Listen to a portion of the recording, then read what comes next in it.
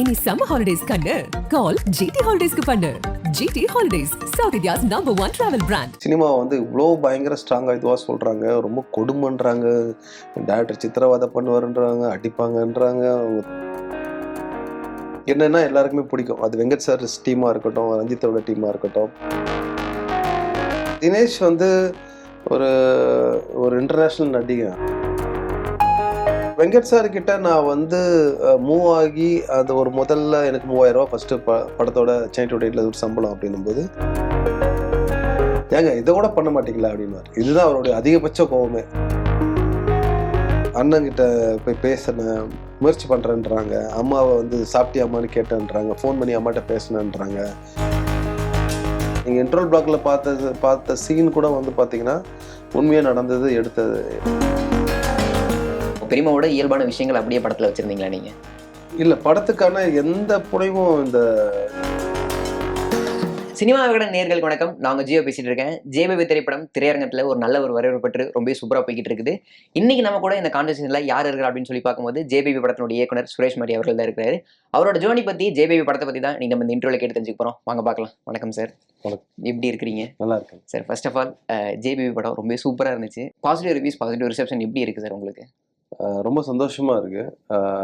இது நாங்கள் எதிர்பார்த்தோம். இந்த படத்தோட அவுட்டு இருக்கும்போதே கிட்டத்தட்ட இது வந்து எல்லாருக்கும் பிடிச்ச படமா இது இருக்கும் அப்படின்னு நான் நினைச்சோம். அது நடந்திருக்குன்னு நினைக்கிறேன். ரொம்ப சந்தோஷமா இருக்கு. 18 வருஷ காத்திருப்பு அப்படின்னு நினைக்கிறேன் உங்க சினிமாவோட பயணம் அப்படின்றது.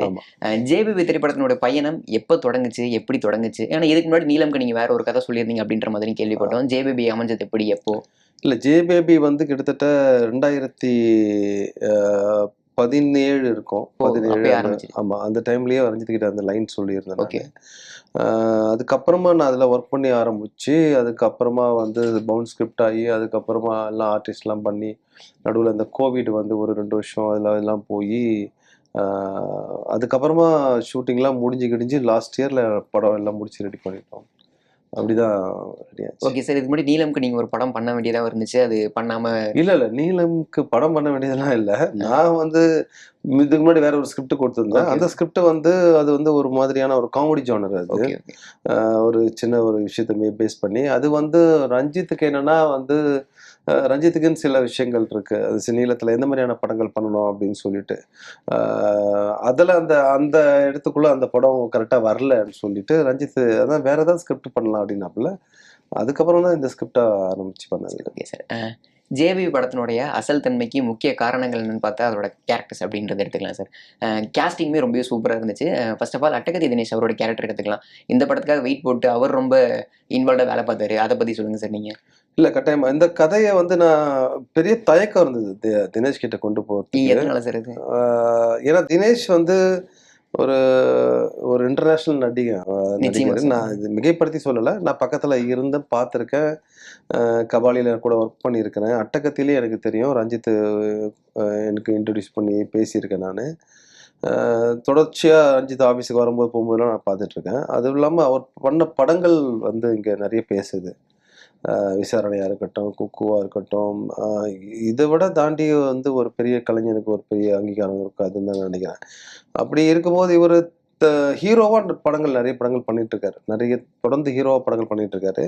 அப்படி இருக்கும்போது இந்த கதாபாத்திரம் வந்து ஒரு அண்ணன் தம்பி, ஒரு அம்மா தான் லீடு, இவர் ஒரு தம்பி கேரக்டர் தான்.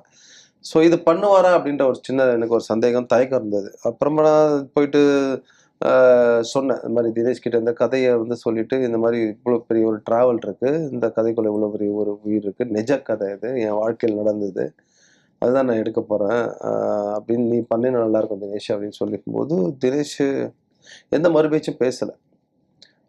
ரஞ்சித்துமே வந்து உன் இஷ்டம், நீ போய் ட்ரை பண்ணு, ஓகே சொன்னா நீ பண்ணுன்னு, எனக்கு ஒன்றும் ஆச்சம் இல்லை அப்படின்னு தான் சொல்லியிருந்தாப்புல. ரஞ்சித் இது தினேஷ் ஒத்துக்கிட்டாப்புல. அப்படிதான் அந்த கதைக்குள்ள வந்தார். ஆனால் அந்த கதைக்காக இந்த கேரக்டர் வந்து ஒரு ஒரு ஸ்கூல் வேன் ஓட்டுற, சின்ன மினி வேஜ் வண்டி ஓட்டக்கூடிய ஒரு கேரக்டரு, அதுவும் வந்து ரியல் கேரக்டரோட ஒத்து போகும் அப்படின்னும் போது கொஞ்சம் எனக்கு தொப்பையும் இப்பயுமே கொஞ்சம் உடம்பு இருக்கிற மாதிரி இருக்கணும் அப்படின்றது எனக்கு நான் சொல்லியிருந்தேன். ஏன்னா ஒரு பெரிய டிஃப்ரென்சியேஷன் தெரியணும். ஏன்னா அண்ணன் ரொம்ப லீனாக இருப்பார், இவர் கொஞ்சம் குண்டாக இருக்கணும் அப்படின்ற ஒரு விஷயம். அதுக்காக தினேஷ் வந்து கண்ணாபின்னான்னு உண்மையிலேயே பயங்கரம் வெயிட் போட்டு எல்லாருமே வந்து இவன் என்னடா இது இந்த மாதிரி ஆயிட்டானே அப்படின்ற ஒரு நிறைய காதுப்பட எனக்கு நிறைய பேசினாங்க, கேட்டேன் நான். ஆனால் அப்படி ஒரு நடிகன் எனக்கு நம்மளுக்கு கிடைச்சது வந்து நான் வந்து மிகப்பெரிய ஒரு விஷயமா நினைக்கிறேன். Okay sir. லொல்லு சபா மாறன் இந்த ஒரு ஆஸ்பெக்ட்குள்ள அவரை வச்சு எப்படி சார் யோசிச்சிருந்தீங்க? ஏன்னா இதுக்கு முன்னாடி அவர் நிறைய ஜானல்ல பார்த்துருப்போம். இந்த ஒரு ஆஸ்பெக்ட்குள்ள எப்படி அவரை வச்சு யோசிச்சிருந்தீங்க நீங்க? இல்லை, மாறன் வந்து எனக்கு வந்து அந்த டீம்லேயே எனக்கு வந்து அவர் தனியாக தெரிவார் எப்பவுமே. அவரோட ஜோக்ஸ் வந்து ரொம்ப டைமிங்கில் வந்து ரொம்ப பயங்கரமாக இருக்கும். நான் அதை ரொம்ப ரசிப்பேன், எனக்கு ரொம்ப பிடிக்கும் ஒன்று.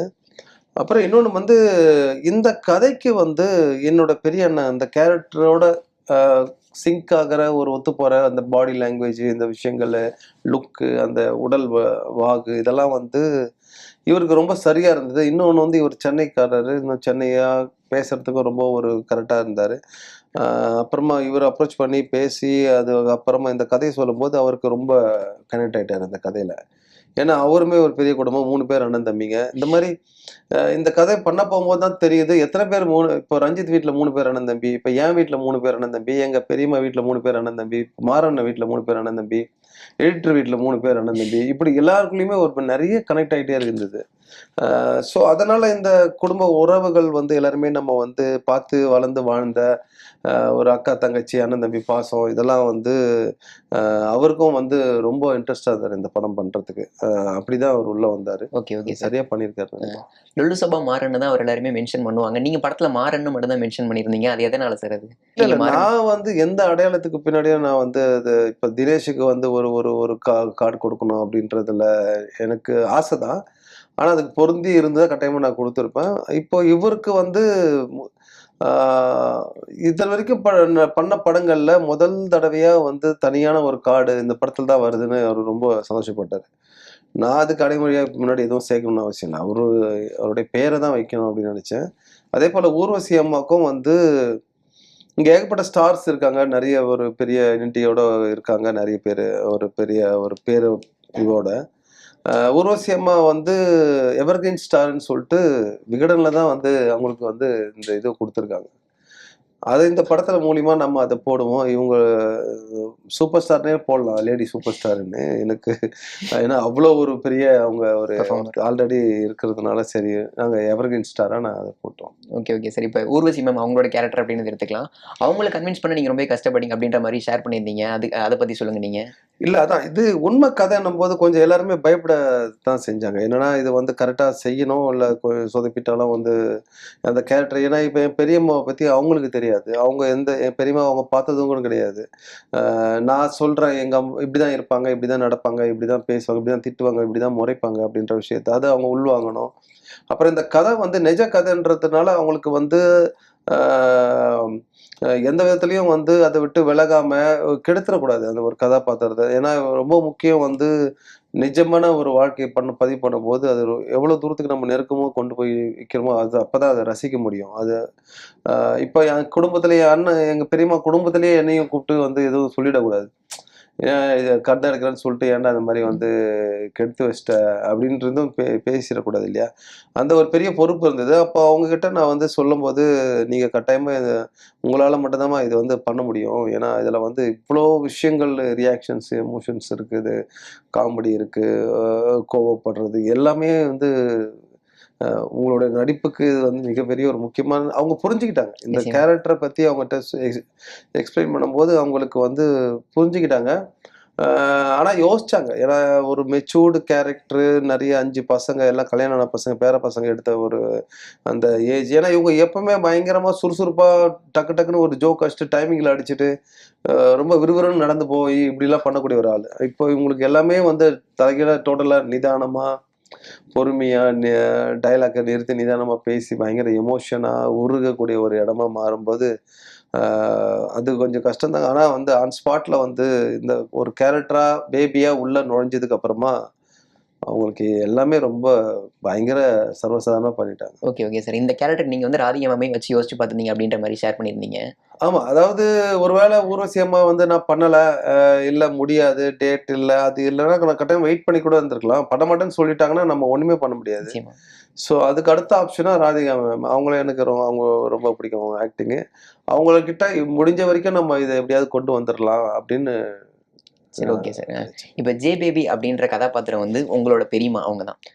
படத்துக்காக புனைவா எதுவும் விஷயங்கள் சேர்த்திருந்தீங்கன்னா, இல்ல உங்க பெரியம்மாவோட இயல்பான விஷயங்கள் அப்படியே படத்துல வச்சிருந்தீங்களா நீங்க?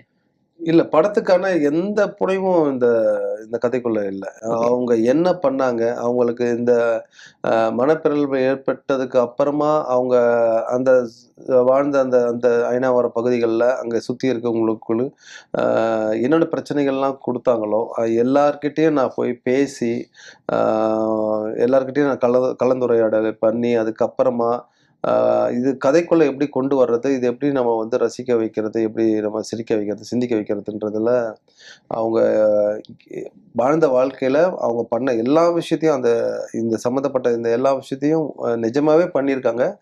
இன்னும் இத விட பயங்கர எக்ஸ்ட்ரீம்லாம் பண்ணியிருக்காங்க. அத நான் வந்து கொண்டு வரல இந்த ஓகே. கதைக்குள்ள. எனக்கு நேரமும் பத்தல. ஆ உண்மையா எல்லாம் பண்ணது. எதுவுமே நான் மிகைப்படுத்தவே இல்ல. ஓகே. இப்ப லொலு சபமாறன் அவரோட கேரக்டரா இருக்கட்டும், அட்டகத்தி தினேஷா இருக்கட்டும், அவரோட கேரக்டருக்கும் எதுவுமே நீங்க புனைவு அப்படின்றது சேர்க்கவே இல்ல அப்படிதானே? இல்ல. எதுவுமே புனைவு கிடையாது. சில விஷயம் இப்போ அந்த ஒரு கல்யாண சண்டை அப்படின்றதுக்கு காரணம் வேற ஒண்ணா இருந்தது. ஓகே. பக்கத்து பக்கத்து வீடு அதுல ஒரு சண்டை இருந்தது. நான் அதுல வந்து அந்த கல்யாண பொண்ணு ஓடி போனதா வந்து அது மட்டும் தான் நான் மாத்துனேன். மத்தபடி வேற எந்த புனைவும் அந்த படத்துக்குள்ள இல்ல. Okay sir. நீங்க இன்ட்ரோல் பிளாக்ல பார்த்த சீன் கூட வந்து பார்த்தீங்கன்னா, உண்மையா நடந்தது எடுத்தது. அப்படிதான் வந்து அந்த அம்மாவ ரெஸ்க்யூ பண்ணாங்க. Okay, okay, okay sir. இப்ப படத்துல ஒரு அழகான காட்சி அப்படின்றது எடுத்துக்கலாம் சார். இப்ப ஃபர்ஸ்ட் ஆஃப் ஆல் லுலு சபமாறனுக்கும் அட்டகத்தி தினேஷ்க்குமே ஒரு கிளாஷ் இருக்கும். அவங்க அதோட கொல்கத்தாக்கு போவாங்க. அங்க போனதுக்கப்புறம் ஒரு நாள் நைட் வந்து பயங்கரமா கிளாஷ் இவங்களுக்கு ரொம்ப ரொம்ப முத்திரும். அதுக்கப்புறம் இதுக்கு முன்னாடி அட்டகத்தி தினேஷ் வந்து இவருக்கு ஒரு ட்ரெஸ் எடுத்து குடுப்பாரு. ஆனா அது வேணாம் அப்படின்ருவாரு. அந்த சண்டை முடிஞ்ச அடுத்த நாள் காலைல பார்த்தீங்கன்னா, இவர் அந்த சட்டைய எடுத்து இவர் பாட்டுக்கு போட்டிருப்பாரு. சண்டை சுமூகமா முடிஞ்சிருக்கும் அந்த சமயத்துல. அந்த காட்சி பார்க்க ரொம்ப அழகா இருக்கும். ஸோ ரைட்டிங் பத்தி சொல்லுங்க சார். இல்ல அதான் எழுதும்போதே வந்து இந்த எனக்கு ஒரு பெரிய ஆசை இருந்தது. அதாவது 2 பேரும் அண்ணன், தம்பி பெருசா பேசிக்க மாட்டாங்க. சும்மா என்னன்னா என்ன அவ்வளோ அந்த இது மாரி தான் இருக்கும்.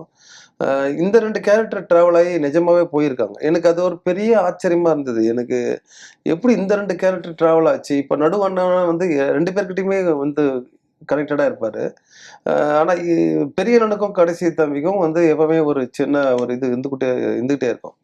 ஸோ இந்த 2 கேரக்டர் 2 தூரம் ட்ராவல் ஆகி போயிருக்கு. அந்த இடத்துல சந்தித்த பிரச்சனைகள், அங்க போம்போது நடந்த சுவாரஸ்யங்கள், ட்ரெயின் ட்ராவலா இருக்கட்டும், எல்லாமே வந்து அ கேட்கும்போது எனக்கு ரொம்ப பயங்கரமா ஒரு இதுக்குள்ள ஒரு பெரிய காமெடியும் இருக்கு, ஒரு எமோஷனும் இருக்கு. அ 2 பிரிஞ்ச அண்ணன் தம்பிங்க வந்து சேர்றதுன்றது ரொம்ப ஒரு முக்கியமான ஒரு இடமா நான் பார்த்தேன். நிஜ வாழ்க்கையில அப்படி நடந்துருமானா கட்டாயமா அது நடக்காது. ஆனா சினிமால நம்ம குறைஞ்சபட்சம் அந்த ஆசைய நம்ம வந்து நிறைவேத்திக்கலாம் அப்படின்றது நினைச்சேன். அப்பதான் வந்து மனச விட்டு 2 பேரும் பேசும்போது இது நிகழ்ந்துரும். ஏன்னா ஒருத்தர் மனசுக்குள்ள இருக்கிற அந்த கஷ்டத்தையும், வருத்தத்தையும் ஒருத்தர்கிட்ட ஷேர் பண்ணும்போது, அதே பக்கம் அவன் சைடுல இருக்கக்கூடிய நியாயத்த அவன் பேசும்போது, ஒரு புரிதல் ஏற்படும் அப்படின்னு நினைச்சு தான் அந்த காட்சிய நாங்க வச்சிருந்தோம். அது வந்து எல்லாருமே நல்லா இருக்குன்னு சொன்னாங்க. ஓகே. இப்ப அதுல ஒரு காட்சி பார்த்திருப்பீங்க. அதாவது நைட்டு சண்டை போட்டு அண்ணன்கிட்ட தன்னுடைய ஆதங்கத்தெல்லாம் சொல்லிட்டு தினேஷ் போய் ஒரு இடத்துல போய் நிப்பான். மறுநாள் காலையில அதே இடத்துல அண்ணன் அந்த சண்டை போட்டுட்டு அங்க நிப்பாரு. அந்த இடத்துல ஒரு அண்ணனுக்கான ஒரு புரிதலும், ஒரு மாற்றமும் வந்துருச்சு அப்படின்றது தான் நான் நினைச்சு தான் அந்த மாரி ஒரு காட்சிய வச்சோம். அது வந்து நெறைய பேருக்கு வந்து ரொம்ப புடிச்சிருக்கிறதா சொன்னாங்க. ஸோ இதுவரைக்கும் சண்டை போட்டுட்டு இருந்த ஒரு அண்ணன் தம்பிகளுக்குள்ள ஒரு ஒரு ஒரு ஒரு புரிதல் வந்து அவங்க வந்து ஒண்ணாயிட்டாங்க அப்படின்றது எனக்கு படத்துல ரொம்ப சந்தோஷமா இருந்தது. சார். இப்ப உங்களோட சினிமா கரியர் அப்படின்றத எடுத்துக்கலாம் சார். 30 வயசுல தான் நீங்களோட கரியரே தொடங்குறீங்க. அதாவது ஃபேமிலி எல்லாம் வந்ததுக்கு அப்புறம் தான் விஷ்ணுவர்தன் அவர்கள்கிட்ட வந்து பட்டியல் படத்துல வேலை பார்த்திருந்தீங்க. அதுக்கப்புறம் வெங்கட் பிரபு அவர்கள்கிட்ட வந்து வேலை பார்த்திருந்தீங்க. இந்த சினிமா பயணம்க்கு விதை எங்க விதைச்சது சார்? ஆசை எப்படி வந்துச்சு உங்களுக்கு? இல்ல அதான் அன்னைக்கு கூட ஒண்ணு சொல்லியிருந்தேன். இப்போ நான் வந்து அ நிரந்தரமான ஒரு வேலைலாம் எதுவுமே இல்ல. நான் ஜஸ்ட் வந்து +2 ஃபெயில் தான் நானு. காலேஜ்லாம் கூட நான் போனதில்ல. ஓகே. அதுக்கப்புறமா ஒரு 6 மாசம் ஒரு வேலை, 3 மாசம் ஒரு வேலை இப்படின்னு ஒரு வேலைகளா அப்படியே ஷிஃப்ட் ஆயிருப்பேன். அதெல்லாம் நெறைய அனுபவங்கள், நெறைய எல்லா வேலைகள பத்தியும் ஒரு சில அனுபவங்கள் இருந்துட்டே இருக்கும். அப்போ என்னோட வீட்டு பக்கத்துல என்னோட நண்பன் ஒருத்தன் அரவிந்த் ஆகாஷ்ன்னு சொல்லிட்டு நடிகரா இருக்காரு. இப்போ வெங்கட் பிரபு சார் டீம்ல சென்னை 28லாம் நடிச்சிருக்காங்க. அவன் வந்து என்ன க்ளோஸ் ஃப்ரெண்டு. அப்போ அவன் வந்து சீரியலுக்கு சீரியலுக்கு நடிக்க போவான். படங்கள்ல சில கேரக்டர் சின்ன சின்ன கேரக்டர் பண்ணுவான். அப்போ ஹீரோவா கூட சில படங்கள் பண்ணிட்டு இருந்தான். அப்போது வேலையில் எங்கேயா போயிட்டு நின்றுட்டு இருந்தேன்னா, அப்போ ஒரு மாதம் சும்மா வேலை இல்லாமல் சுற்றிட்டு இருந்தேன்னா, அப்போ அவங்க கூட போவேன். போயிட்டு சும்மா அங்கே நடக்கிறது, கூட இருக்கிறது அதெல்லாம் பார்த்துட்டு இருப்பேன். அப்போ அந்த அங்கே அப்சர்வ் பண்ணும்போது எனக்கு வந்து அப்போ தான் எனக்கு வந்து சினிமா மேலே ஒரு பெரிய ஈடுபாடு வந்தது. ஆனால் அது வரைக்குமே எனக்கு சினிமா ரொம்ப பிடிக்கும். பார்த்து ரசிக்க ரொம்ப பிடிக்கும். ஆனா சினிமாக்குள்ள போய் நம்ம ஒருத்தரா சினிமாக்குள்ள போய் ஒரு ஒரு டெக்னீஷியனா உள்ள போவோம் அப்படின்ற எண்ணம் எனக்கு அப்போ இருந்ததில்ல. எனக்கு ஏன்னா என் குடும்பத்த சார்ந்த யாருமே சினிமாக்குள்ள அது வரைக்கும் யாரும் வந்ததும் கிடையாது. எனக்கு தெரிஞ்சு கூட யாருமே உள்ளுக்குள்ள யாரும் அப்படி சினிமால கிடையாது. ஆ அதனால வந்து எனக்கு அதுல பெருசா ஈடுபாடு இல்லாம தான் இருந்தது. அப்போ இவங்க கூட போய் பார்க்கும்போது, ஆ அங்க டைரக்டரோட தன்மை இவங்ககிட்ட வேலை வாங்குறதா இருக்கு. அங்க இருக்கிற டிபார்ட்மெண்ட்ஸ், அங்க யூனிட், அது ஆர்ட் டிபார்ட்மெண்ட் எல்லாத்தையும் பார்க்கும்போது ஒரு பெரிய நெட்வொர்க்கா அப்படியே பார்த்துட்டு இருக்கும்போது, இது நம்ம நம்ம இதுலயாவது நம்ம வந்து நம்ம ட்ரை பண்ணி நம்ம வந்து நம்மளால முடியும் அப்படின்னு எனக்கு ஒரு தோணுச்சு. ஓகே. அதோட வெளிப்பாடு தான் வந்து அப்போ அவன்கிட்ட கேட்டே இருக்கும்போது, அப்போ விஷ்ணுவர்தன் பட்டியல் படம் அவரு வந்து ஆரம்பிக்கிறாரு. அப்போ அது அங்க போயிட்டு என்ன வந்து லாஸ்ட் அப்ரென்டிஸா வந்து இவன் தான் கிருஷ்ணா மூலியமா அவரோட தம்பி தம்பி. கிருஷ்ணா மூலியமா அவனும் எனக்கு ஃப்ரெண்டு தான். ஓகே. ஸோ அப்படி போயிட்டு விஷ்ணுவர்தனை போய் மீட் பண்ணி, இந்த மாரி சார் நான் வரும் ஜஸ்ட்டு வந்து நான் ஷூட்டிங் ஸ்பாட்ல வந்து நான் வந்து அப்சர்வ் பண்றேன், பார்க்குறேன். அசிஸ்டன்ட் டைரக்டரான இது சும்மா அப்ரென்டிஸா நான் இருக்கிறேன் அப்படின்னு சொல்லிட்டு ஷூட்டிங் ஸ்பாட் போனேன். பட்டியல் ஃபுல்லா இங்க சென்னையில. அப்புறம் அவுட்டோர்லாம் போனாங்க. அங்கலாம் என்ன போக முடியாது. அவங்க போயிட்டு வந்தாங்க. அது படம் முடிஞ்சுது. அது ஒரு நல்ல பேர் கிடைச்சது அந்த படம். அங்கேருந்து நான் வெளிய வரும்போது, வெங்கட் சார் கரெக்ட்டா சென்னை 28 ஆரம்பிக்கிறாரு. அப்போ சரி, அப்போ இதே நண்பன் அங்கேயும் வந்து அரவிந்த் ஆகாஷ் அவர்கிட்டயும் ரொம்ப க்ளோஸ் ஃப்ரெண்டா இருக்கான். அப்போ அவர்கிட்ட போயிட்டு அதே மாரி என்ன இன்ட்ரோடியூஸ் பண்ணிவிட்டு, அப்போ அங்க போகும்போது தான் வந்து நான் வந்து அங்க ஒரு டீம் இருக்காங்க ஆல்ரெடி. ஸ்ரீபதி, அதாவது இந்த 800 இதுக்கு முன்னாடி கனிமொழின்னு ஒரு படம் பண்ணியிருந்தாரு. அவரு இருக்காரு அங்க. அவர் வந்து மழைன்ற படங்கள்ல ஒர்க் பண்ணிட்டு, ஓகே. பிச்சுமணியும் அவரும் வராங்க 2 பேரும் அங்க. பிச்சுமணி இப்ப ஜர்கண்டின்னு ஒரு படம் பண்ணியிருந்தார். அப்புறம் செந்தில் இருந்தா, அப்புறம் ரஞ்சித். ஓகே. ரஞ்சித் தகப்பன் சாமின்னு ஒரு படம் பண்ணிட்டு அங்க வந்து இருக்காப்ல. இப்ப நான் அங்க போய் நான் ஜாயின் பண்றேன். ஜாயின் பண்ணி அவர்கிட்ட லாஸ்ட் அசிஸ்டன்ட்டா நான் வந்து சேர்றேன். அப்போ சென்னை 28ல ஃபுல்லா கிளாப் போர்டு நான் தான் அடிக்கிறேன். எல்லாம் அந்த சூட் கேஸ வந்து செந்தில் மெயின்டெயின் பண்றேன். நான் கிளாப் போர்டு அடிக்கிறேன். ரஞ்சித் வந்து காஸ்டியூம் பார்க்குறாப்புல. மணி வந்து இது ஆர்ட் டிபார்ட்மெண்ட் இது பார்க்குறாரு. ஸ்ரீபதி வந்து செகண்ட் யூனிட் டைரக்டராகவும் இருப்பார். ஸோ இது அப்போ அங்கே இருந்த ஒரு சுதந்திரம், அங்கே இருந்த எங்களுக்குள்ள ஒரு டீமு வந்து பயங்கரமான ஒரு பாண்டிங்க, ஒரு நல்ல அண்டர்ஸ்டாண்டிங்கோட ரொம்ப ஜாலியாகவே சென்னை 28 வந்து வேற ஒரு உலகமாக இருந்தது அந்த சினிமா, அது மேக்கிங்கு. என்னடா எல்லாம் வெளியில் வந்து சினிமாவை வந்து இவ்வளோ பயங்கர ஸ்ட்ராங்காக இதுவாக சொல்கிறாங்க, ரொம்ப கொடுமைன்றாங்க, டேரக்டர் சித்திரவதை பண்ணுவாருன்றாங்க, அடிப்பாங்கன்றாங்க, அவங்க துணி துவைச்சு போட்டு சொல்லுவாங்கன்னுவாங்க, இந்த மாதிரிலான்றாங்க. ஆனால் அதுக்கு அப்பாற்பட்டு இது ரொம்ப ரொம்ப ஃப்ரீடமாக இருக்குது அப்படின்னு சொல்லிட்டு அங்கே எந்த கவலையும் இல்லாமல் அப்படியே ஸ்டார்ட் ஆச்சு அந்த லைஃப். அங்கேருந்து தொடர்ச்சியாக வந்து வெங்கட் சார் கிட்ட நான் வந்து தொடர்ந்து அவர் கூட பயணம் பண்ணேன். அதாவது சரோஜா, அப்புறமா கோவா, அப்புறம் மங்காத்தா, அப்புறம் பிரியாணி வரைக்குமே அவர் கூட ஒர்க் பண்ணேன். அதுக்கப்புறமா தான் வெளியில் நம்ம படம் பண்ணலான்னு சொல்லி வெளியில் வர ட்ரை பண்ணி ஸ்கிரிப்ட் ஒர்க் பண்ணிட்டு வெளில வந்துட்டு நிறைய கம்பெனிங்களாக அப்போ ஏறி ஏறி அலைஞ்சிட்டு இருந்தோம். அலைஞ்சிக்கிட்டு அப்போ வந்து பெரிய ஒரு அனுபவம் இல்லாம ரொம்ப ஒரு கோளாறா போயிட்டு எல்லாரையும் பார்க்கறது, உடனே சொல்றது, இம்ப்ரெஸ் பண்றது, இந்த மாதிரி விஷயங்கள்லாம் போயிட்டு இருந்தது. அது தள்ளி தள்ளி போக போக போக போக தான் கொஞ்சம் கொஞ்சமா ஒரு பக்குவம் ஏற்பட ஆரம்பிச்சது. அதுக்கப்புறமா எப்பவுமே பக்குவமா இருக்கணும்னு தெரில எனக்கு, சொல்றேன். அதுக்கப்புறமா வந்து 2-3 இடத்துல கதை பண்றதா சொன்னாங்க. ஆஃபீஸ்லாம் கூட போட்டோம். அட்வான்ஸ்லாம் கொடுத்து ஆஃபீஸ்லாம் போட்டு ஒரு 3 மாதம் ரன் ஆகும். அதுக்கப்புறமா திருப்பி அது ஏதாவது காரணத்தால் நின்றுடும். இப்படி போயிட்டே இருக்கும்போது தான் அப்போ ரஞ்சித் வந்து கோவாலேயே வெளியே வந்துட்டு போயிட்டு அட்டகத்தி படம் பண்ணி வச்சு அப்புறம் மெட்ராஸ் படம் பண்ணிட்டு இருந்தாப்புல. அதுக்கு அடுத்து பார்த்தா ரஜினி சார் கிட்ட கால் ஷீட் கிடைச்சி கபாலின்னு படம் ஆரம்பிக்கிறாங்க, ஸ்கிரிப்ட் ஒர்க் பண்ணிட்டு இருக்கேன் அப்படின்னும் போது ரஞ்சித் கிட்ட வந்து ஒர்க் பண்ணுற வாய்ப்பு கிடைச்சிது. அப்போது ரஞ்சித் கிட்ட போயிட்டு நாங்கள் ஒர்க் பண்ண போய் சேர்ந்து அப்படி தொடர்ச்சியாக கபாலியும் காலாவும் 2 படமே, அதுவே கிட்டத்தட்ட ஒரு 5 வருஷம் எனக்கு 2 படம் முடிச்சுட்டு வெளியே வரதுக்கு 5 வருஷம் ஆயிடுச்சு. அதுக்கப்புறம் கோவிடு இதெல்லாம். அப்போது கபால் டைமில் தான் ரஞ்சித் கிட்ட இந்த கதையை நான் வந்து பற்றி நான் ஒரு ஒன்லைன் சொல்லியிருந்தேன். அதுக்கப்புறம் அதில் நான் ஒர்க் பண்ணிட்டு இருந்தேன். நிறைய அது கிட்டத்தட்ட ஒரு 2-3 வருஷம் ப்ராசஸ். அது எழுதி எழுதி எழுதி எழுதி வருஷனை மாற்றி மாற்றி மாற்றி மாற்றி நிறைய நிறைய எழுதிட்டு அதை சுருக்கி சுருக்கி கொண்டு வர்றது, இந்த வேலைகள் நடந்தது. படித்து பார்த்து நண்பர்கள்ட்ட எல்லாருக்கிட்டையுமே இந்த கதையை நான் கொடுத்தேன். எல்லாருக்கிட்டையும் நான் வந்து அவங்ககிட்ட ஃபீட்பேக் கேட்டோம். ஏன்னா நான் இந்த இவ்வளோ பெரிய ஒரு ஜேர்னியில் எனக்கு வந்து சினிமாவில் நிறைய நண்பர்கள் இருக்காங்க. ஏன்னா இது வரைக்கும் என்னை வெறுத்துட்டு போனவங்கன்னு எனக்கு தெரிஞ்சு யாருமே எனக்கு தெரியல. எனக்கு அப்படி யாருமே கிடையாது. என்னன்னா எல்லாருக்குமே பிடிக்கும். அது வெங்கட் சார் டீமாக இருக்கட்டும், ரஞ்சித்தோட டீமாக இருக்கட்டும், இதை தாண்டி வெளியே இருக்கிற இன்னொரு டீமாக இருக்கட்டும், எல்லாருக்குமே வந்து என்னென்னா ரொம்ப பிடிக்கும். அதனால ரொம்ப ஃப்ராங்காக வந்து இந்த கதைக்குள்ள இவ்வளோ பிரச்சனைகள் இருக்குது, இது இது இதுன்றதை ரொம்ப தெளிவாகவே சொல்லுவாங்க. ஸோ அப்படி நான் கொடுத்து வாங்கின ஃபீட்பேக்கில் திருப்பி நான் அந்த கதைக்குள்ளே திரும்ப நான் ஒர்க் பண்ணுவேன். திரும்ப அது எனக்கு சரின்னு பட விஷயங்களை வந்து நான் அது கரெக்டாக அவங்க சொல்கிறதுக்கு ஏற்றுக்கிட்டு அதுக்கேற்ற மாதிரி நான் ஒர்க் பண்ணுவேன். அப்படி இப்படி பண்ணி தான் இன்னைக்கு இந்த ஸ்கிரிப்ட் இப்படி வருது. ஓகே சார், இது ரொம்ப கஷ்டமான முடிவு அப்படின்றது நினைக்கிறேன். 30 வயசுல ஃபேமிலி இருக்கும்போது சினிமாக்குள்ள வரணும் அப்படின்ற ஒரு தாட் வந்து ரொம்ப கஷ்டமான முடிவுன்னு நினைக்கிறேன். அதுக்கப்புறம் உங்களுக்கு ப்ரெஷர் கிரியேட் ஆச்சா? ஃபேமிலி இருக்கு, நம்ம இதுக்குள்ள கட்டாயமா இருக்கும். எனக்கு நான் 31 வயசுல வந்து இந்த மாதிரி சினிமாக்குள்ள நுழையும் போதுன்றதே வந்து ஒரு மிகப்பெரிய ஒரு சேலஞ்ச் தான். அப்பயே எனக்கு 2 குழந்தைங்க, 2 பேரும் ஸ்கூல் போயிட்டு இருக்காங்க.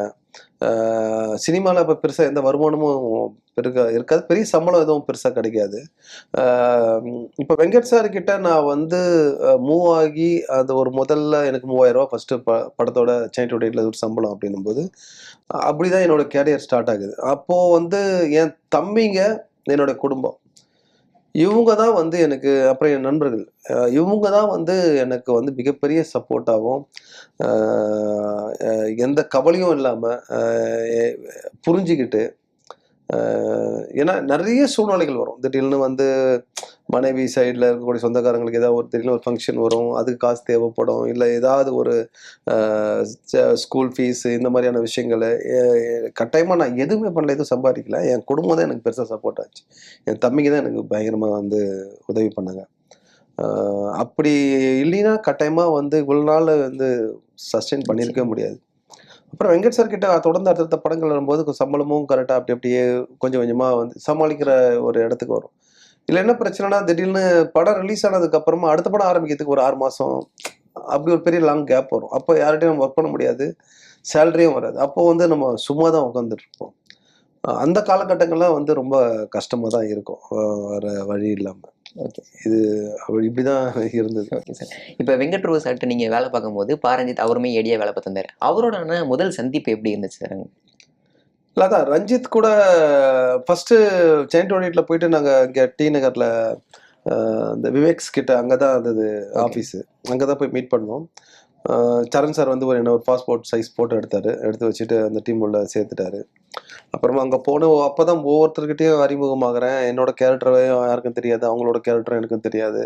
ஒரு ஒரு ஒரு ஸ்பேஸ் இருந்துக்கிட்டே ஒரு கேப்பில் அப்படியே இருந்துக்கிட்டே இருந்தது. ஆனால் நான் எங்கே போனாலும் வந்து ஒரு ஜாலியாக இருக்கக்கூடிய கேரக்டர், என்னால் அதை மறைக்க முடியாது. ஒரு 2 நாள் பார்ப்பேன், 3ஆவது நாள்லாம் வந்து பேச ஆரம்பிச்சிருவேன். இல்லை ஏதோ ஒரு கலாச்சியோ அவனை பற்றி ஏதோ ஒன்று பேச ஆரம்பிச்சிருவேன். இப்போ என்கிட்ட யாரு பேச வராங்களோ அவங்ககிட்ட பயங்கர ஜோவியலா பேச ஆரம்பிச்சிருவேன். அது வந்து கொஞ்சம் கொஞ்சமாக அந்த டீமுக்குள்ளே அது வந்து பயங்கரமாக ஒர்க் ஆக ஆரம்பிச்சுது.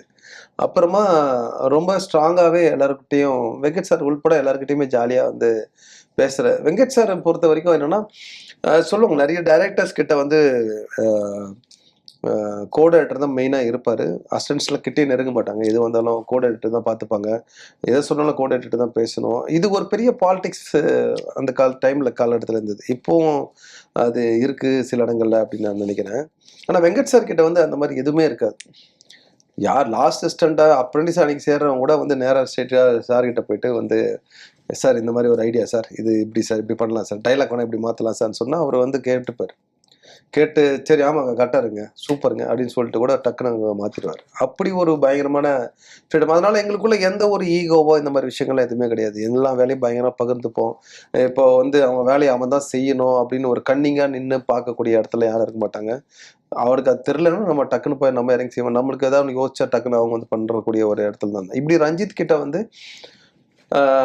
ஷூட்டிங் போகும்போதெல்லாம் எங்கேயாவது போகும்போது இந்த மாதிரியான லொக்கேஷன்ஸ் இந்த மாதிரி இடங்கள்லாம் போகும்போது, இப்போ அவுட்டோரு இந்த மாதிரிலாம் போகும்போது இப்படியே ரூம் எடுப்பாங்க இல்லையா, அப்போது நானும் ரஞ்சித் தான் மேஜராக ஒன்றா தங்குவோம். ஒரே ரூமில் 2 பேர் தான் இருந்துப்போம். ஏன்னா எங்களுக்குள்ள எல்லாரும் கூட அண்டர்ஸ்டாண்டிங் தான். ரஞ்சித்துக்குள்ளே என்னென்ன இருக்கும், ஏன்னா ரஞ்சித்தும் சென்னை, நானும் சென்னைன்னும் போது அது இன்னுமே கொஞ்சம் கூடுதலான ஒரு நெருக்கம் இருக்கும். அது நிறைய பேசுவோம் குடும்பத்தை பற்றி. என் குடும்பம் வீட்டுக்கு வருவாப்புல ரஞ்சித், நான் ரஞ்சித் வீட்டுக்கு போவேன். அது அந்த மாதிரி தான் ஒரு பெரிய உறவாக அது பயங்கரமான ஒரு அண்ணன் தம்பி பாசமா ஓகே மாறிச்சு. Okay okay sir. இப்போ வெங்கட் பிரபு சார் கிட்ட இருந்து நீங்க என்னென்ன விஷயங்களை வந்து ரொம்ப அட்மையர் பண்ணுவீங்க சார்? அவர் எவ்வளவு சப்போர்ட்டிவ்? இல்ல, வெங்கட் சார் வந்து எப்பவுமே ஒரு ஒரு பாசிட்டிவ் எனர்ஜி. அவர் அப்படிதான் நான் அவரை பார்ப்பேன். ஓகே. அவரு இன்னைக்கு வரைக்குமே நீங்க பாக்குறீங்க, அவரை சுத்தி இருக்கக்கூடிய அந்த நண்பர்களை வந்து எப்பவுமே வந்து அவர் வந்து கூட வச்சுக்கணும்னு நினைப்பாரு. எல்லாருக்குமே ஏதாவது ஒரு வகையில வாய்ப்பு ஒன்று கொடுக்கறது, தேவையில்லாத பிரச்சனைகள்லாம் கூட தூக்கி தலையில போட்டுப்பாரு. அதாவது சம்பளம் பேசுறது கூட இவர் மூலியமா தான் எல்லாத்தையும் பண்ணிட்டு இருப்பாங்க. இவருக்கு அந்த ப்ரெஷர் டென்ஷன்லாம் கூட இவர் தலையணும்னு அவசியமே கிடையாது. ஆனா இவங்க வேணுன்றதுக்காக இவரே வந்து பயங்கரமா வந்து அந்த பிரச்சனையெல்லாம் கூட தூக்கி தலையில போட்டுப்பாரு. இவரு வந்து பேசுவார், சொல்லுவார். இந்த மாதிரி நண்பர்களை வந்து பயங்கரமா சப்போர்ட் பண்ணுவார். அது நான் அவர்கிட்ட இருந்து பயங்கரமா பார்த்தேன். அப்புறம் அந்த ஒரு பொறுமை பொறுமை வந்து பொறுமையின் எல்லை, அந்த மாதிரியான ஒரு கேரக்டர் அவரு. எதுக்கும் பெருசா கோவப்படுறது கிடையாது. இது வரைக்கும் இவ்வளவு நாட்கள் இந்த படங்கள் ஒர்க் பண்ணதுல எங்களை வந்து என்னைக்கு ஒரு நாள் கூட திட்டினது. அதிகபட்ச கோவமே அவர் என்ன சொல்லுவாருன்னா, ஏங்க இதை கூட பண்ண மாட்டீங்களா அப்படின்னுவார். இதுதான் அவருடைய அதிகபட்ச கோவமே. என்னங்க இது கூட நீங்க வந்து பண்ண மாட்டீங்களா அப்படின்னுவாரு. இதை ஒன்று மிஸ் பண்ணியிருக்கோம், ஒரு வண்டி சொல்லிட்டு வண்டி வரல அப்படின்னா, இது கூட நீங்க பார்க்க மாட்டீங்களா அப்படின்னுவார். இதுதான் அதிகபட்ச கோவம் அவரு. அந்த பொறுமை. அப்புறமா டெக்னீஷியன்ஸ் கிட்ட வேலை வாங்குற விதம் ரொம்ப அன்பா, தனக்கு என்ன தேவையோ அதை வந்து சொல்லி வாங்கக்கூடிய அந்த அன்பான ஒரு விஷயம், இப்படி நிறைய அவர்கிட்ட கத்துக்கிட்டேன். இப்போ வெங்கட் பிரபு சார் கிட்ட வந்து நீங்க பிரியாணி வரைக்கும் வேலை பார்த்துருக்கீங்க. பாரஞ்சித் அவர்கள் வந்து கோவா படத்து வரைக்கும் வேலை பார்த்துட்டு அதுக்கப்புறம் அட்டகத்தி பண்ணிட்டாரு, மெட்ராஸ் பண்ணிட்டாரு. 2 படத்துக்கு அப்புறமும் ஒரு பயங்கர ஹீட்க்கு அப்புறம் அவருக்கு ஒரு வரவேற்பு கிடைச்சது. இப்போ உங்களுக்குள்ள ஒரு சந்தோஷம் இருந்திருக்கும், நம்ம கூட இருந்தாலும் ஒருத்தன் வந்து போய் ஜெயிச்சிட்டான் அப்படின்ற மாதிரி உங்களுக்கு ஒரு சந்தோஷம் இருக்கும். அது எந்த அளவுக்கு உங்களுக்கு நம்பிக்கை கொடுத்தது சார் அந்த சமயத்துல? இல்ல, எனக்கு ரொம்ப பெருமையா இருந்தது. ரொம்ப சந்தோஷமா இருந்தது. அட்டகத்தி வந்து ரஞ்சித் போட்டு காமிச்சு எனக்கு ரொம்ப சந்தோஷமா வந்து படம் பார்த்துட்டு பயங்கரமா கட்டி பிடிச்சி நானும் என் தம்பி போயிருந்தோம். தம்பி அன்னைக்கே சொன்னான், ஆனா என் அண்ணன் ஜெயிச்ச மாதிரி இருக்குது நீ ஜெயிக்கிறது அப்படின்னு சொல்லிட்டு. ஸோ அந்த மாதிரி எங்களுக்கு குடும்ப உறவுகள் நான் அப்படிதான் இருக்கிறோம் நாங்க. மேலும் மேலுமே ரஞ்சித் வந்து அடுத்தது அந்த வளர்ச்சியை பார்க்கும்போது அடுத்து ரஜினி சார் கிட்ட படம் அப்படின்னும் போது இதுதான்டா எதிர்பார்த்துட்டு இருந்தோம் அப்படின்ற மாதிரி ஒரு பெரிய சந்தோஷம் இருந்தது. சினிமாவை வந்து பொறுத்த வரைக்கும் என்னன்னா, நான் வந்து தமிழ் சினிமா வந்து தமிழ் மட்டும் சொல்லி சினிமா வந்து நிரந்தரமா இருக்கும் நிச்சயமா. ஆனா வர்றவங்க மாறிக்கிட்டே இருப்பாங்க. ஒரு காலகட்டத்துல மாறிக்கிட்டே இருப்பாங்க. யாரோ ஒருத்தர் அதுல கையை வந்து ஆதிக்கம் செலுத்திட்டே இருப்பாங்க. நிச்சயமா. நிரந்தரமா யாராலையும் இருக்க முடியாது. ரஞ்சித்திட்ட சொல்லிட்டே இருப்பேன் நான், ஒரு நாள் நம்ம வந்து அந்த இடத்துக்குள்ள நம்ம நீ வருவ அப்படின்னு நான் அடிக்கடி பேசுவேன். அந்த இடத்துக்குள்ள ஆதிக்க செலுத்ததான் நான் சொல்ல வரல. பட் தனக்குன்னு இன்னைக்கு ஒரு பெரிய ஒரு அடையாளத்தை உருவாக்கி வச்சிருக்கிறது வந்து எனக்கு அது ரொம்ப பெரிய சந்தோஷமா இருக்கு. Okay okay sir. இப்போ ஜேபிவி திரைப்படம் ஒரு நல்ல விமர்சனம் மட்டும் போயிட்டு இருக்குது. யார் விஷ் பண்ணாங்க சார் ஃபீல்ட்ல இருந்து உங்களுக்கு? இப்போ நிறைய பேர் வந்து படம் பார்த்துட்டு வெளியூர்ல இருந்து தென் மாவட்டங்கள்ல இருந்து இது எப்படியோ ஃபோன் நம்பர் வாங்கி பயங்கரமா இந்த படத்தை பத்தி கொண்டாடுறாங்க, நிறைய பேசுறாங்க, ஒரு பார்வையே மாறினதா சொல்றாங்க. அண்ணங்கிட்ட போய் பேசினேன், முயற்சி பண்றேன்றாங்க, அம்மாவை வந்து சாப்பிட்டியாமான்னு கேட்டேன்றாங்க, ஃபோன் பண்ணி அம்மாட்ட பேசினேன்றாங்க. இந்த மாதிரி நிறைய விஷயங்கள் வந்து எனக்கு வந்து ஃபோன் கால்ஸ் நிறைய வருது. அது எனக்கு ரொம்ப சந்தோஷமா. Okay okay sir. ரொம்பவே நன்றி சார். உங்க நேரத்துக்கு ரொம்ப பொறுமையாக நிறைய பதில்கள் வந்து எங்களுக்கு சொல்லியிருந்தீங்க. ரொம்ப நன்றி சார். ரொம்ப நன்றி. இனி சம்மர் ஹாலிடேஸ் கண்ணு கால் GT ஹாலிடேஸ்க்கு பண்ணு. GT holidays, south India's number 1 travel brand.